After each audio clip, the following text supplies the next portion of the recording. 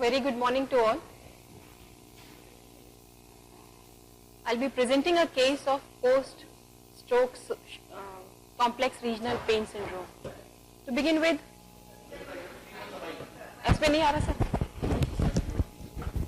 a very good morning. I'll be presenting a case of complex regional pain syndrome after stroke. So Mr. X, he presented in the OPD, 62-year-old male ice factory owner, resident of Pipar city. He had the concerns of weakness of the left upper limb and lower limb since 1 year, swelling, pain, restriction of left hand and wrist from 5 months, and pain and restricted shoulder movements again since 5 months. He was referred from medicine for neuro rehab and shoulder pain. So taking his history, we came to know that he was already a known old CVA with left hemiparesis, with seizure disorder since 1 year duration, with underlying hypertension, diabetes mellitus, ischemic heart disease. On the MRI, there was a right MCA territory infarct involving right frontoparietal lobe, and MRI angiography was normal. His acute episode was managed with antiplatelets, anticoagulants, antiepileptics, antihypertensives, and insulin for his IHD, diabetes, hypertension, and also prevention of the secondary stroke. He developed gradual neurological recovery in the lower limb with improvement in the mobility, but minimal recovery was noted by patients and the relatives on the left upper limb. And 5 months ago, he developed a pain in the shoulder, which was gradually worsening, and the range also decreased. There was swelling and pain on the left wrist and hand. There were also tremors of left hand and fingers with restricted movements in the shoulder, wrist, and hand. And he was not able to use the left upper limb for his activities of daily living. And further probing on the history, the pain, it started on the shoulder. It was all along the left upper limb. It was continuous.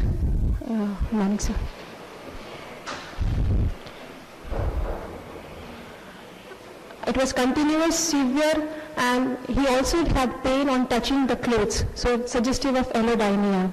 The character of the pain was burning, shock-like sensations all along the limb, suggestive of neuropathic pain. The numerical rating score of the pain was 10 on 10, and it hampered his activities of daily living along with the movements of shoulder and hand.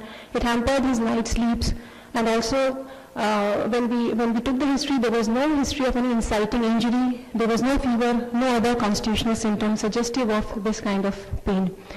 Looking on the functional abilities, he was right hand dominant, and only there was some problem with grooving because he did all his activities of daily living with his right hand, and his left hand was involved. So he had problems only when grooming, that is shaving of the left side, the dressing of the upper part, that is fine motor functions, the buttoning and unbuttoning, and also dressing of the lower part. But he had some changes done in his dressing. So he stopped using his shirts and he was wearing t-shirts. He stopped using dhoti because he was wearing dhoti before that. For dressing the lower part, he started using pajamas with the help of his wife. An examination, his higher motor functions, including cognition, memory, and they were all normal. He only had left facial nerve paresis. Rest, the cranial nerves, they were within normal limit. On motor examination, the bulk suggested there was a wasting of the left deltoid. Tone was increased in the left extremities, upper limb and lower limb. There was hypertonia with spasticity of grade 2 on modified Ashworth scale in upper limb and grade 1 in lower limb. The power, whatever power we could examine within the available range, shoulder, elbow, wrist, they were anti-gravity muscles, but there was severe pain. Hand grip was fair, grasp and release was present. Fine motor functions were affected. The lower limb had grade 4 power. On examination of the sensations, the left upper limb was 1 on 2 because there was allodynia and hyperesthesia to touch. And involuntary movements were present along with incoordinations in fingers. The reflexes were exaggerated on the left side. The plantars were extensor on the left and flexor on the right side.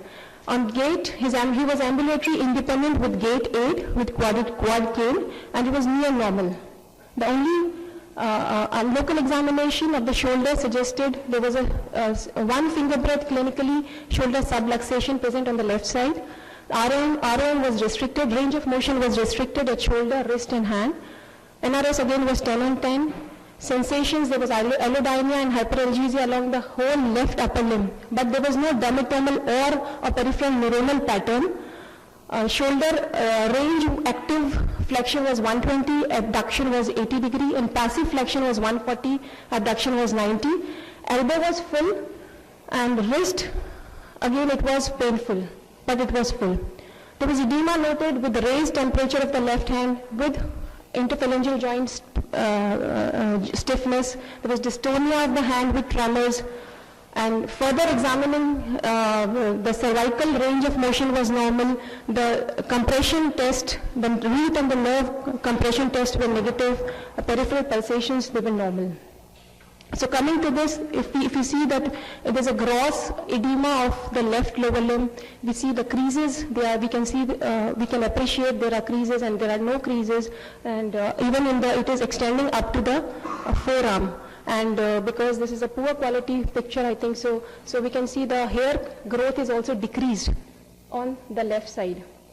And this is his range. There's a flexion, abduction is only 90. This is extension, the internal rotation, he has some pain, and external rotation. We took the consent of the patient. He agreed that we can use his pictures without masking his face. So he had agreed to that. So it is all with his consent. And if we see the range, the abduction range. What is it? Yeah. Is it?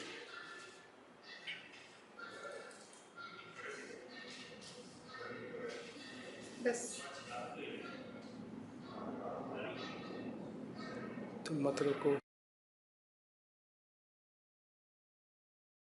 I'm sorry, we are not able to play this. Maybe after the presentation, I'll play all the videos. So, and even the wrist, again the videos we are not able to play. So.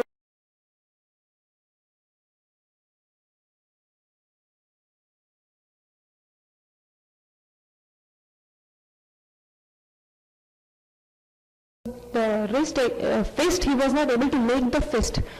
There's a lag.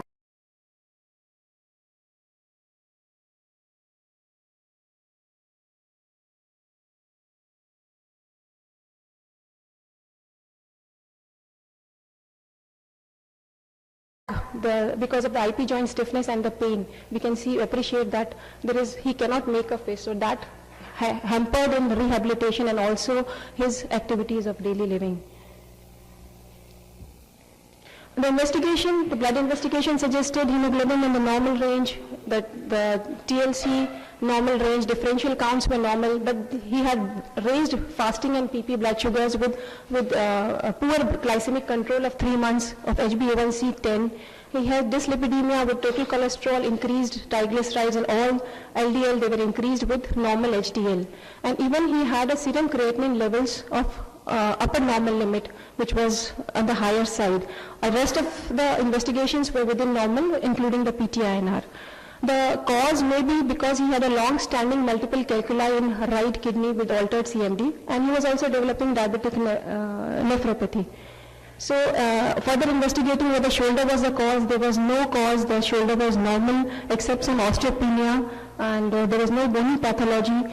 If we went for x-rays for wrist and hand, and it is suggestive of more osteopenic as compared to the right hand because there was disuse, atrophy, and there are patchy, these black areas, the patchy osteoporosis, including both the wrist and the hand, metapharyngeus. So all these things, they led to a diagnosis because clinically the pain, it was severe, it was not associated with any other thing which we could think of, and there was swelling, there was edema, there were tremors. All these symptoms, they led to the diagnosis of complex regional pain syndrome type 1. And what could be the other differentials we could think of was cervical radiculopathy, but there was no pain in the neck which was radiating up to the arm. There was only arm pain, shoulder and arm pain. So we left out the diagnosis of radiculopathy, and there was no dermatomal pattern. And even any shoulder pathology, there might be some underlying rotator cuff tendinosis or tendinitis which we could not examine because of the pain. But there was no other periarthritis shoulder or any bony pathology which could lead to such kind of symptoms and signs. There is no peripheral vascular disease can give rise to such kind of edema or something, but artery peripheral pulses were normal, and there was no propensity of any coagulopathies. The PT-INR was normal, so DVT was also ruled out, but we didn't go for a USG Doppler. And again, the signs of inflammation were there, but the counts were normal, and there was no increased swelling or the rubor, and all those things were there absent. So again, that led to the negative of cellulitis. So the first diagnosis and the diagnosis was complex regional pain syndrome type 1. And we managed this patient with the continuation of cardioprotective drugs, anti-epileptics, antihypertensives, insulin, anti-lipidemic drugs, antiplatelets. Dr. Vikram helped us with the titration of insulin dosage because he had a very bad hypoglycemic control. So addition of oral hypoglycemic drugs helped him and we went on for regular blood sugar monitoring. We added some antispastic medication for his spasticity, and we started the neuro rehab program. For his pain, we started with acetaminophen because we didn't want to start any NSAID because of seeing his creatinine levels at the higher upper normal limit. We didn't want to further deteriorate the renal functions, and even adding some weaker opioids like tramadol, it doesn't have any benefit in such kind of pains. And also for the neuropathic pain, we added gabapentin, 300 milligram BD, and then we went on further increased it to TDS, but there was no relief in the pain. Because it's a supportive treatment, we started with the physical therapy, including a range of motion, the TENS on the shoulder, paraffin wax bath of the hand and wrist, but no relief in the pain. He was constantly complaining of pain. So this is when we decided to go for a ultrasound-guided stellate ganglion block. So why? And also in these patients, a pulse dose of corticosteroids is very useful, but we could not go for systemic steroids because he had sugar levels were again very much deranged, and we didn't want to further deteriorate the blood sugar levels. So at this point of time, we went for a ultrasound-guided stellate ganglion block. This is how the stellate ganglion it looks, I think so. On ultrasound, it's not a very good quality, but this is the blackish one is the trachea, the carotid artery, the jugular, and just behind it at the level of C6, the whitish thing, it is the hyperechoic is the stellate ganglion.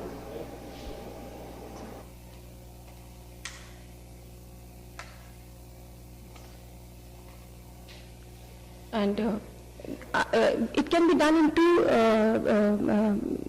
two approaches. It can be a transthyroid, and this is the thyroid over here. Transthyroid, which is out of plane, and it can be done from laterally along the longest scoli. We can induce a mixture of local anesthetic and steroid right near the stellate ganglion or the plexus, and it can. But I usually go for the transthyroid approach, and again the videos they are not playing because of the compatibility, I think so. So this here, we can see that this blackish part is the hydrodissection. So we are just in this the needle comes out of plane, and this is the deposition of the medicine in just near the behind the carotid artery near the stellate ganglion. So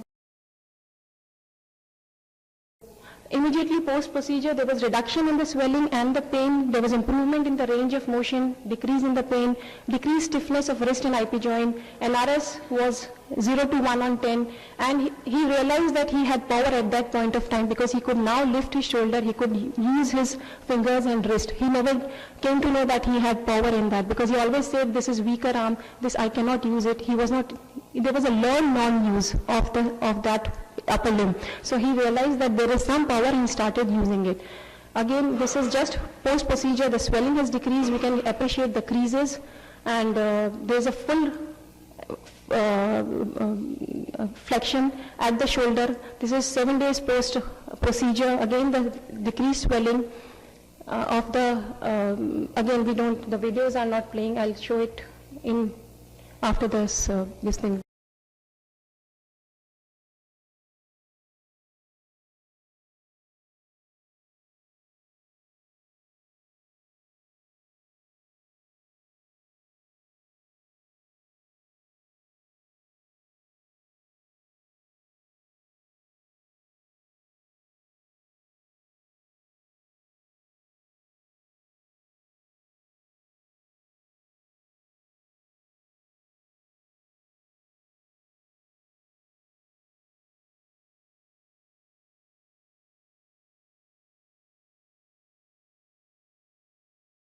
So he was able to make the fist completely and again use it.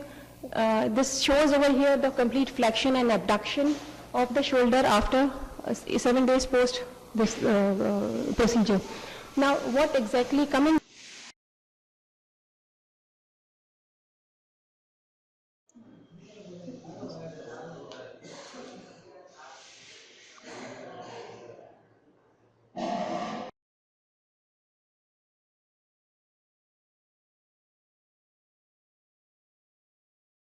to the theoretical part of complex regional pain syndrome. What exactly is complex regional pain syndrome?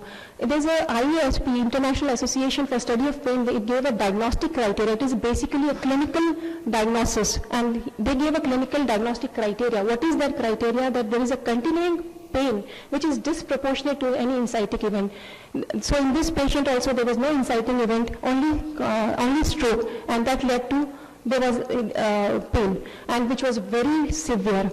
At least one symptom in these 4 categories, that is sensory, vasomotor, pseudomotor and motor. One symptom should be present of 3 or 4 categories. So sensory, there should be either hyperesthesia or allodynia, which both were present in our patient. Vasomotor, temperature asymmetry, skin color changes, skin color asymmetry. So he had a raised temperature, so he had one of these. Pseudomotor edema, he had edema. Sweating we could not assess, so he had edema again. Even the third one of the motor or trophic, decreased range of motion, he had decreased range of motion, he had motor dysfunction, and tremors and dystonia were present. So he had more than one of all the 4. So more than one symptom were present in these categories, and even at least one sign should be present. Again the 4 categories, one sign and 2 of them should be present. So sensory, hyperalgesis, and allodynia. He had both. He had allodynia, there is pain with no painful stimulus, and hyperalgesis. There is more pain which is appreciation of more pain as compared to the normal, to a painful stimulus, which is he had hyperalgesis. Vasomotor, he had temperature asymmetry. Pseudomotor, he had edema, sweating changes, or sweating asymmetry. And motor and trophic, there's decreased range of motion, motor dysfunction. Any one of these or trophic changes, there are brittle nails, loss of hair, and skin changes. So he had decreased range and motor dysfunction. So again, he was fit into the category of. And there is no other diagnosis that better explains the sign and symptoms.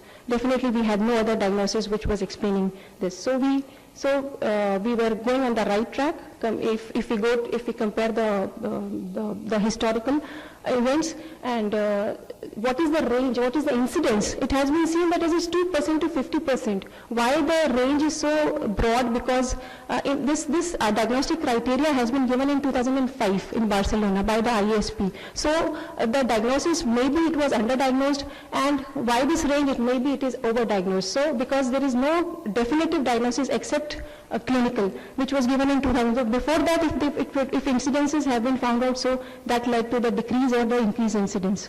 So what is the etiology of this post-stroke CRPS? Just in brief, there is always whenever there is a stroke, there is a stage is Beenstrom staging. There is a stage of hypotonia followed by hypertonia. So in that hypotonic stage, there is always a subluxation at the glenohumeral joint. That subluxation causes a malalignment of the joint, and that leads to the peripheral sensitization of the nerves and also the neurogenic inflammation. Then again, the coexistence of the neglect, because in some way or the other, these patients, they have neglect, and they do not worry about the trauma which is being happening, the subluxation and micro traumas which are happening. In the homunculus, the representation of the affected limb, it decreases. So the neglect causes misrecognized trauma, and that leads to a trigger factor. Then again, it leads to initiation of the CRPS and peripheral sensitization. Then again, there have been reported correlations with HLA DQ1 and DQ15. I don't know how to identify these. And recently hypothesized is the underlying, some viral infection may underlie. So, this is in brief that there's a paresis, the tone is alternating tone, somatosensory disturbances causing neglect, and visual spatial deficits are there, which causes subluxation, injury of the extremity. This further causes peripheral lesions, the pain of the extremity starts, and thus this is how the initiation of CRPS starts. What is the pathophysiology? Coming to the pathophysiology, how the peripheral sensitization occurs, we have already known. There's exaggerated inflammatory response, the chemical mediators, they are increased. There's increased, which induces the hyperexcitability of the afferent fibers that causes hyperesthesia and also allodynia. This all peripheral sensitization in turn leads to central sensitization because of the repetitive discharge of the C fibers. They increase the medullary excitability, and this causes central sensitization. In short, the peripheral nerves, there is ectopic discharges responsible for hyperalgesia and allodynia, mechanosensitivity, nociceptive sensitization. This leads to reorganization and cerebral reorganization, and also there is a sympathetic fibers. Usually there is no connection between the nerve fibers and the sympathetics, but there is a apoptic crosstalk between the sympathetics and the peripheral nerve fibers, and that leads to sympathetic overactivity. And just a brief about NMDA receptors. Usually the NMDA receptors are blocked by magnesium ions, but with chronic pain and increase in the inflammatory responses, the magnesium ions are dislodged, and the calcium ions, they come inside, and which leads to a cascade of immense nitric oxide synthetase is activated, and this leads to release of substance P, CGRP, NK cells, and again CFOS gene, which is responsible for chronic pain. So we have already discussed about this. This is how the pathophysiology, it leads to complex regional pain syndrome. How do we go about diagnosis? Clinical is two main criteria for diagnosis. We can go for radiological imaging, like X-rays, they do help, but only they are not the definitive diagnosis. There is a patchy osteoporosis in the hand and the wrist. Triple phase bone scintigraphy suggests increase a radio uptake at the level of CRPS, that is the wrist. There's increased radioisotope uptake, and which is suggestive. If it is negative, it doesn't suggest that there is no CRPS. Even if it is negative, it can be negative because the sensitivity is more, but the specificity is around 70%. Then we can go for skin thermography. This increased temperature that will give rise to red sign. So, but again, this is not readily available procedure. It helps. Stellate ganglion block or the lumbar sympathetic plexus blocks, they help in diagnosis as well as therapeutic. They have a diagnostic as well as therapeutic role. And the diagnostic criteria is the clinical findings, which we have already discussed about. Management is, the aim of the management is to alleviate pain and restore function. There are four cornerstones of treatment: the pharmacological interventions, physical therapy, and psychological interventions, because it is a chronic pain, so they are always anxious and depressed about the pain. So cognitive behavioral therapy helps. What are the medications? The guidelines, evidence-based guidelines, they suggest that NSAIDs, they are ineffective. The studies have been done, and they have been done on ketorolac, and the evidence suggests that there is they are not helpful in decreasing the pain. Steroids, all the studies which have been done on corticosteroids, they suggest that there's a decrease in the pain and inflammation. It is a pulse dose, but there are no guidelines. What is the proper dose, for how long they should be given? So there's no guideline. It is just depends on the experience of the clinician. Calcitonin, because there's osteoporosis, it helps. There's a conflicting evidence whether we should go for the calcitonin. Bisphosphonates, again, because osteoporosis is there, so it helps. The studies suggest that there's decrease in the inflammatory signs, but again, we don't have guidelines. Some of them, they have used 7.5 milligram of alendronate IV for 3 days consecutively, and then they have seen the results for 6 months, and they have seen decrease in the inflammation. They also use high doses of 40 milligram alendronate orally per day, and for 8 weeks, which is very high dose, and they have seen good results. Antiepileptics for the neuropathic pain, they can be used only, but the promising results, they have been shown by gabapentin, which can be given in the dose of 600 to 1800 milligram. It decreases pain, but not the sensory signs of allodynia or the hyperesthesia. Tricyclic antidepressants, they do not have any role. The studies suggest they do not have any role. In the interventions, stellate ganglion block, it has some promising effect. We can go for IV ketamine, 2 to 3 milligram per kg infusion in half an hour. Then repetitive transcranial magnetic stimulation, it helps in alleviating pain. Mirror therapy, spinal cord stimulation. What exactly are these? I'll just briefly, we'll take one or two sentences. What is repetitive transcranial magnetic stimulation? It is basically, we apply magnetic field at the level of contralateral motor cortex, which alleviates the pain in the complex regional pain syndrome. The exact mechanism is it activates it acts as an NMDA receptor antagonist, so it decreases the central sensitization. So it acts as a central desensitizing and helps in decreasing the pain. Mirror therapy, again, it is, in this, the affected hand is kept behind the mirror, and it is, the patient is not able to see the affected hand. The patient always sees the non-affected normal hand in the mirror, which gives a congruence between the motor intention, peripheral sensory input, and the visual output. So it acts on the mirror neurons on the brain. So this is how the mirror therapy, it has helped in chronic non-reflective pains of CRPS. Stellate ganglion block, we have already discussed, is a cervical sympathetic chain, C71 ganglion, and it helps in diagnostic as well as therapeutic. We have done the stellate ganglion in this. What are the recommendations and what are the guidelines? So 2013, they suggest that stellate ganglion block, the study suggests that there is a positive recommendation with 2B plus evidence, spinal cord evidence, stimulation, there is again positive recommendation. If sympathetically independent pain, we can go for brachial plexus block, peripheral blocks, they can be considered, but the evidence is poor. Repetitive transcranial magnetic stimulation, there's a strong evidence of pain relief. Mirror therapy, again, there's a moderate evidence for decreasing pain. Traditional physical therapy and occupational therapy, it has limited evidence for positive result, but it is always recommended as a standard part of treatment. It has to be given as a supportive. So in this patient, what is the way forward? We have already given, we have alleviated the pain, the ROM has increased, but now for what do we do that we don't want the recurrence? So we for the subluxation, we gave an adductor roll, which keeps the shoulder in the labrum, and this gives rise to alignment of the shoulder and further decreases the peripheral sensitization. So the pain has decreased and we don't want this further damage to the joint. So we gave adductor roll.